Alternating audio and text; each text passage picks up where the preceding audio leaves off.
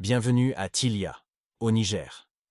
Une zone marquée par l'instabilité et la violence, mais aujourd'hui, le théâtre d'un événement d'une importance capitale pour la région. Depuis lundi, un exercice national d'envergure est en cours au centre de formation des forces spéciales de Tilia. Cet exercice est le fruit d'un partenariat militaire sans précédent entre le Niger et des pays amis tels que le Mali, le Burkina Faso, le Togo et le Tchad.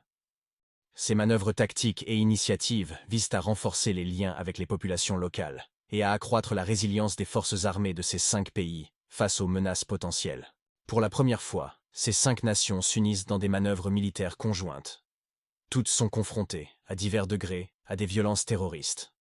La région de Tilia n'est pas étrangère à ces violences.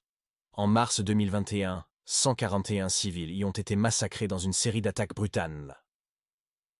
Le centre d'entraînement des forces spéciales de Tilia, opérationnel depuis juillet 2021 grâce à un financement allemand, joue un rôle crucial dans cette lutte.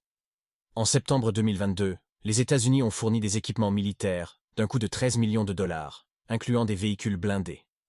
Ces équipements sont désormais essentiels pour renforcer les capacités opérationnelles des forces armées de l'Alliance des États du Sahel, ou AES, formées en début d'année après leur départ de la Communauté économique des États de l'Afrique de l'Ouest. L'AES, composée du Mali, du Burkina Faso et du Niger, a créé une force militaire conjointe antiterroriste. En tournant le dos à leurs partenaires traditionnels, notamment la France, ces pays ont renforcé leurs liens avec de nouveaux alliés, comme la Russie.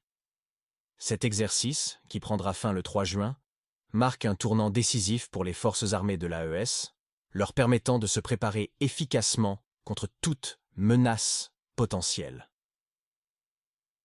Dans une région en proie à l'instabilité, cet exercice national d'envergure symbolise l'espoir et la détermination des forces armées à protéger leur population et à restaurer la paix. Merci d'avoir suivi notre reportage. Restez informés et en sécurité.